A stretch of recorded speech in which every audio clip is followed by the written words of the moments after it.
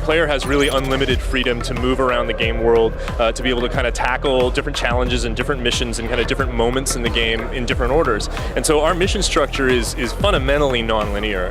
That means that the player can really allow the story to unfold in its own way, dynamically in response to his actions in the game world. What we do is we have a dedicated game designer whose function is to really look at the narrative systems to figure out how all the different kind of events of the game are going to unfold as an outcome of what the player's doing in low-level gameplay, as well as mid-level in terms of the kinds of missions that you're taking, as well as the overall kind of story progression. And that's my job.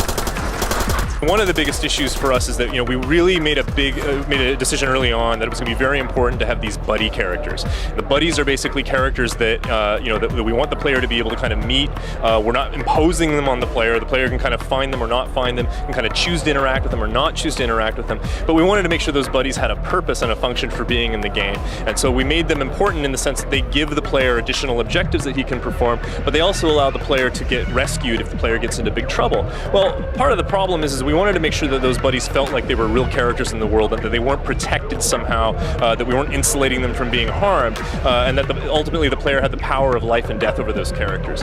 So what we did is we made an early decision that it was going to be possible for the player to kill these characters if either by accident or on purpose. Well, we also needed to make sure that the story wouldn't break if the player literally depopulated the game world with these buddy characters. So that was an important contradiction that we did need to be able to try to overcome. We wanted the story to unfold dynamically. We wanted the buddies to be implicated in the story, but we also wanted to make sure that the buddies were a really critical gameplay mechanic. All of the kind of major villains, if you will, of the game, all the warlords, all of the kind of petty faction bosses, the mercenary lieutenants, all of them ultimately can be killed. And furthermore, the player has a lot of control over when that happens, of the timing of that. In fact, we often say that the player is ultimately the guy that decides who ends up running the factions by the end of the game, because he can choose to assassinate these guys at different points in the game. He can choose to not assassinate them. So we give a lot of power to the player to kind of shape the way the story unfolds, because he's shaping actually which of his enemies are still alive kind of when the game hits its logical conclusion. We've introduced a reputation system which we call Infamy, and the whole concept behind Infamy is that the player's actions, in terms of the kinds of objectives that he's fulfilling, but also the way in which he plays missions, can have the effect of causing his reputation to become more and more infamous.